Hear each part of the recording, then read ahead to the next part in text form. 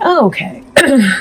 So we start with the Five of Fire, which is about competing goals with other people, some internal strife.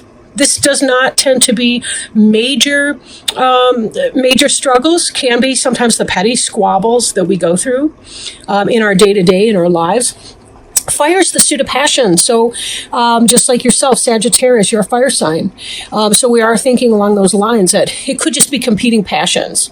Having arguments with your teenager.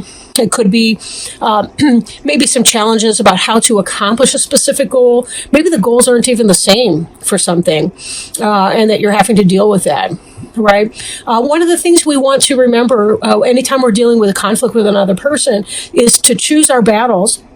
On the one hand, if you do say no, mean it, right? If you need time to think about it, you're perfectly entitled to do that.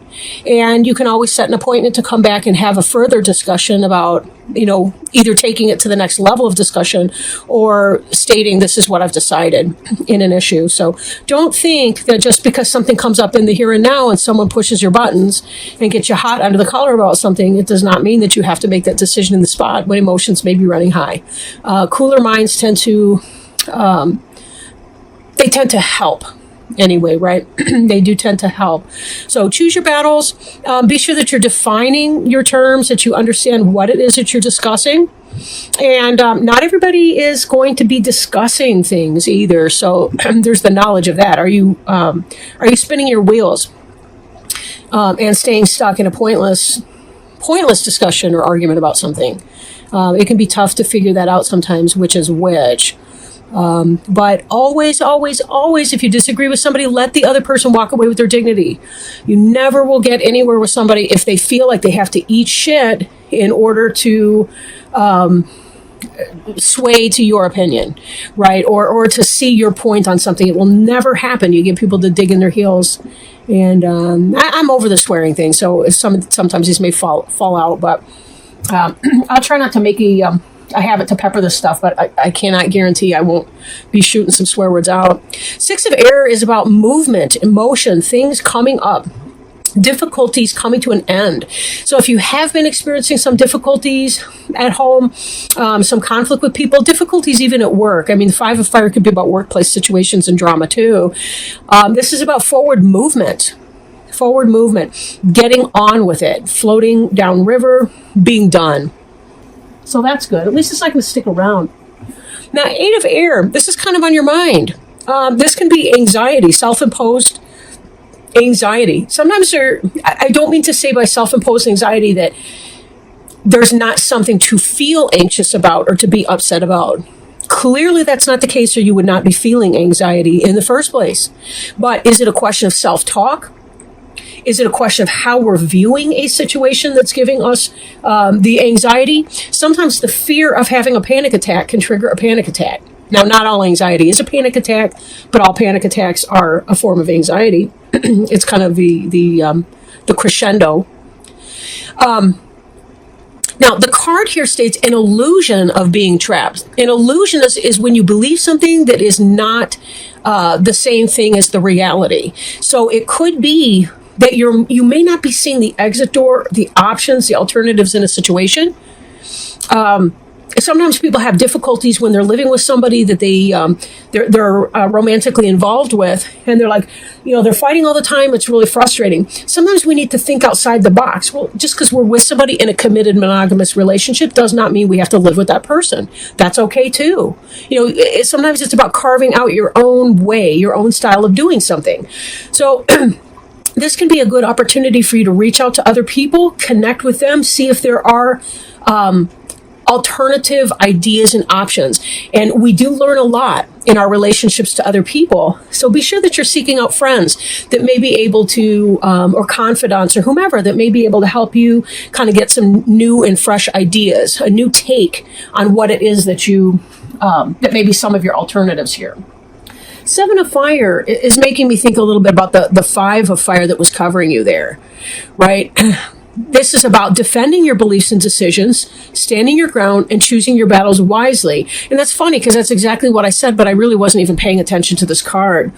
So when we do see ourselves in a non-harmonious way, I mean, is this about somebody spending the last of the money before you've got your rent paid? That's something that's real serious. Or is it about, do we go with the red or do we go with the white sweater this Christmas? Or, which holiday greeting card do we choose? That's just a stupid example, but you know what I mean. Now, we see here in your recent past the completion of a cycle. This is really happy tidings. The Judgment card is about moving through, learning the karmic lesson. This is the part just beyond that, where you're celebrating the fact that you've completed something, that you've gotten through something. Could be a rough time, but not necessarily. It really heralds a time of personal growth and development. And this is quite symbolic, too, of rebirth. So this is about, and I'll read the bottom here, a job well done, joy, contentment, and gratitude, and the path toward enlightenment. So this is about you learning something brand new. Now, with the end of a cycle begins a new cycle. And it could be sometimes that when we complete something, when we learn something or are moving on to the new level, sometimes there's that itching. It's kind of like if you've ever had dry skin. I remember when I was a kid, and I would take a bath and it would be like almost all the time there'd be skin that would peel off my feet or something. That's growing. Sometimes that can itch. Your dry skin can itch. And that's because you're shedding your old skin and replacing it with new skin. So there's that level of growth that comes with that. So bear in mind that could be some of the source of your difficulties with the 5 of fire and the 7 of fire energies. Could be your new growth and you're trying to get comfortable in your new skin, so to speak. All right. 8 of fire. This is a lot of passion. This is a lot of communication. This is a lot of motion. This is very fast-moving energy. If you were experiencing any kind of delay towards your goals, this is all changing. Remember, we saw the 6 of air. This is about forward movement. So ask yourself, where in your life were you feeling possibly stagnant? Not necessarily so, but you're now going to be experiencing a lot of growth and change. Movement, forward movement. Doesn't have to be literal forward movement, though it could be moving to a new location. Getting a new house, getting a new job.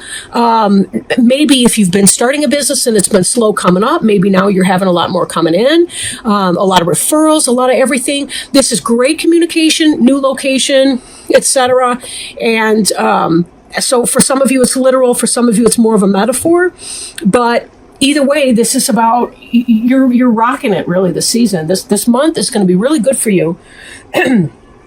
Now, 2 of air, this card represents you in kind of your place. This is sort of about being at a stalemate, being unable or unwilling to make a decision, pretending that there is no problem. Air is our intellect. It's our thoughts and our thinking. Sometimes we overthink something. And I know I'm an expert at this, right? Like, I'll have an impulse to do something and then I'll have to weigh and measure it 1,000 times over until I talk myself in and out of it. And then I wind up doing nothing and I wind up stymied because I have not just grabbed the opportunity by the horns and made it happen. We have to be super careful not to tie ourselves into a knot, I think, with that. It may be helpful.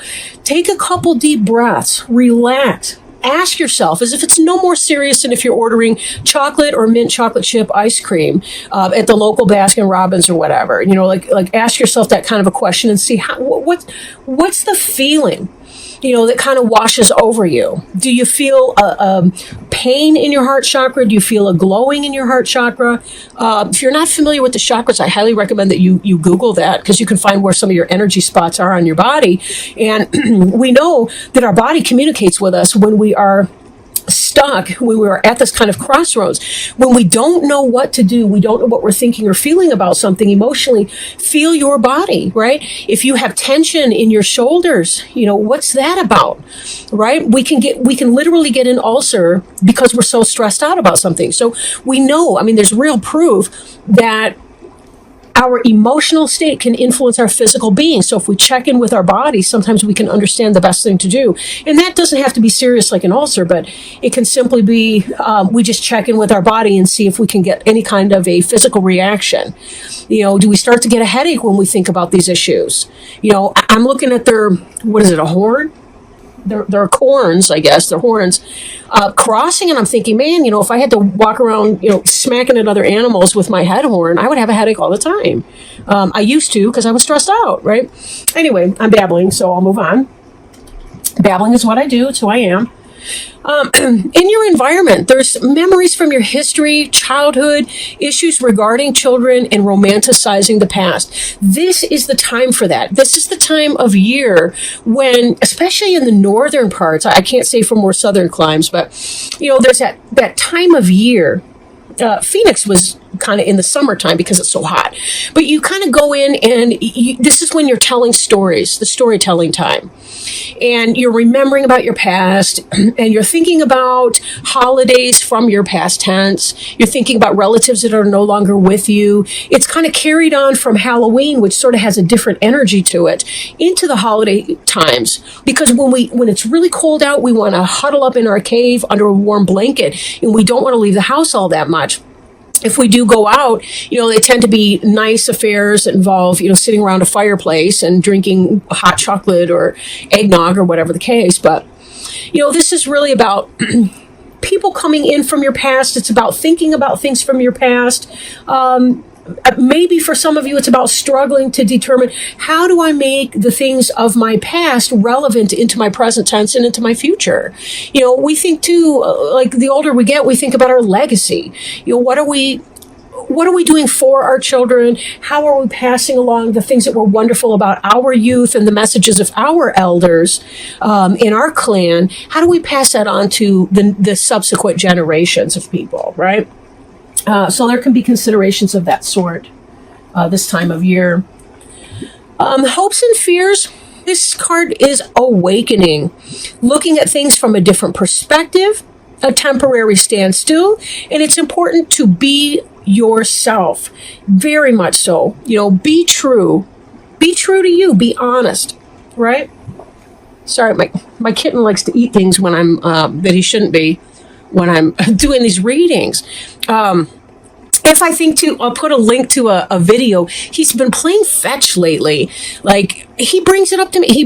I call it his sparkle ball. He brings it up to me and I'll throw it and then I'll bring it right back. He's better than my golden retriever at retrieving. Anyway, off to the race. Clearly I'm having a scatterbrain moment.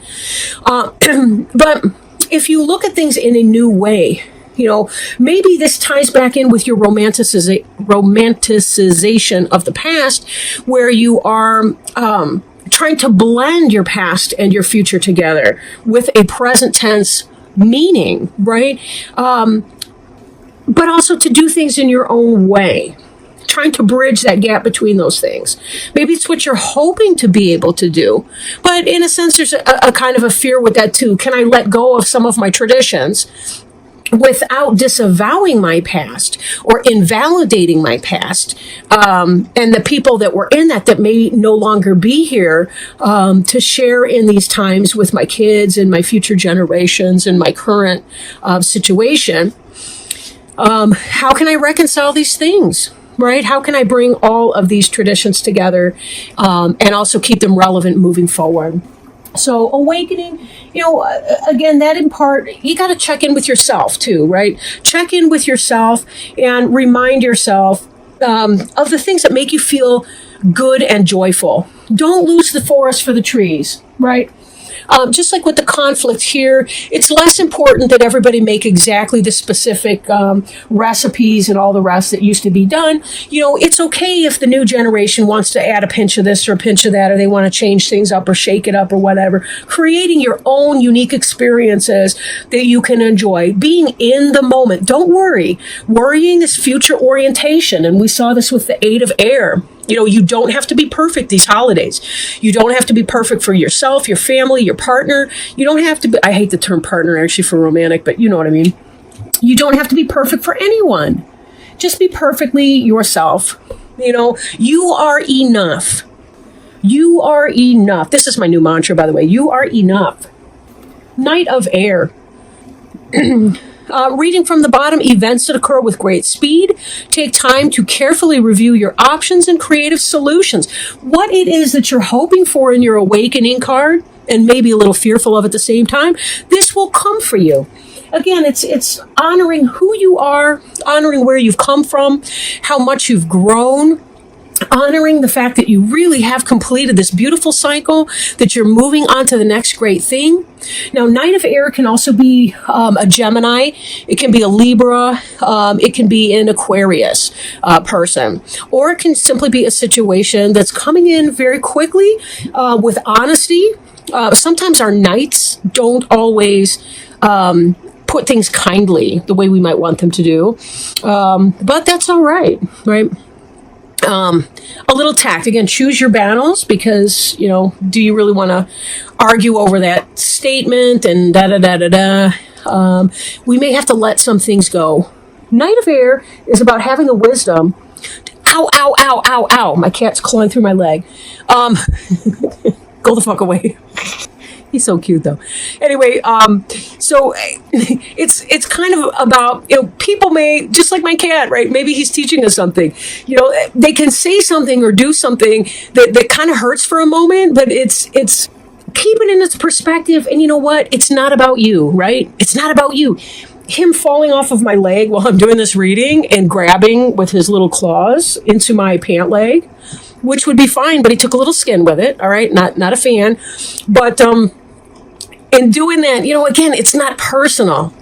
It's not personal. When somebody's being kind of harsh with their statement, and let's not forget, this did come out reversed initially. When someone's a little harsh with that, it's more about them than about you. So be very careful. Don't personalize somebody else's stuff. Choose your battles. Choose your battles. You don't have to take on their crap. I'm thinking of those kids that come home from college the first semester, and they're like, they've got all these lofty ideas, and now they think their parents are crap because they've learned two half-truths. They can't really fill out the picture yet. I'm not trying to pick on young people, because young people, they bring so much wonderful stuff to the world. Passion, intensity, intellectual curiosity, all the rest of it. There is something wonderful to be had with experience, though. The kind of experience that can come from having lived your life and having learned many, many, many lessons. We need each other, the younger people, the older people. We're all kind of in this together. So be very, very careful that because somebody else is coming on in a blaze of glory doesn't mean that you have to be, you don't have to be upset with that. Again, take it as it resonates, and I'm not trying to belittle anybody's discomfort, because people can say some very, very ugly things to one another. However, we can't control what other people think, say, or do either, right? What they think, what they say, or what they do, to a certain extent, right? There's a principle of nonviolence here, not initiating violence and all the rest. So just be very, very careful. I'm drawn to look at the unicorn here and how he's got a light on the end of his horn. And I don't think I've ever noticed that before. I feel like light your own way, right? When it comes to figuring out your traditions and your past and how you want to celebrate that, when you want to have a nice, quaint or quiet holiday season, whatever, light your own way in that. Create your own traditions, light your own way. And if someone thinks that your ideas are stupid, they want to, my mom would say poo-poo. If somebody wants to poo-poo your way of doing things or your traditions or your anything like that, you don't have to listen to that or give it any mind, because one day that person's going to be old enough to appreciate the environment that you created, the loving, homespun, cabin socks, cozy feet, hot cocoa environment that you created for them. And as we all know, life is a terminal illness, and everybody that's born will die. And, we never know when that's going to be us or when that's going to be. We appreciate people in the here and now. Let love be the biggest thing that unites you and your family this holiday season, right? Don't be steered off course because someone's brazen or brash, and they don't want to. sit back with their opinions, right? Okay. Let me roll out an oracle card. I will read that from the book. Kind of as a companion for our angel tarot cards, I have healing with the for our oracle. Again, I'm sorry if it's too dark to see anything. I'm really kind of getting a kick out of my balls. See my balls? Got my lovely little holiday balls over here. This one's support. And I love it because, again, this has to do with this idea of family and ancestors. Look at this beautiful card, right? The card's meaning: God, the angels, and the ascended masters who love, protect, and guide you are watching over you right now. You are not alone and you are safe. This card reassures you that you are part of an awesome and powerful team of benevolent beings. They surround, guide, and love you constantly. If you are in danger, they will intervene with warnings or life-saving measures. If you are afraid, they will comfort you with the energy of divine love. If you are confused, they will whisper guidance in your ear. By drawing this card, your angels and guides ask you to talk to them more frequently. Have mental conversations with them about everything, and you will soon see evidence of their existence. Soon the angels will enlist you to help other people. If you ever feel doubtful about your ability to help others, ask the angels to help you release these fears. And for sure, setting out your intentions, praying, asking them to help support you during the holiday season, and any of your family times, any of your goings on, ask them to support you and help you. Ask for those signs. Ask for them to let you know that they are listening and that they are providing guidance. It really does work. I can promise you that it works. And it will be in divine timing, right? So don't, by tomorrow at 3:00, I expect to see my sign. Obviously that's not going to work. But open yourself up for that, and you will see unbelievable things in your life. And you will see, too, that sometimes they can kind of work behind the scenes, and they can help motivate and move people within their own heart, that you come together in a peaceable way, that your 8 of air anxiety that we were experiencing over here could be nothing more than that. It could just be a thought. This is in the place of thought. This is what's on your mind, this card. It doesn't mean it's going to come to pass. It means that you're kind of concerned. You might have some rough times coming up. So remember, ask for help. It's not too silly. I'm convinced that human beings were born to learn how to love. And for some people, it's about learning to love themselves. And for others, it's about learning how to love other people. For most people, we're some kind of a blend of that, right?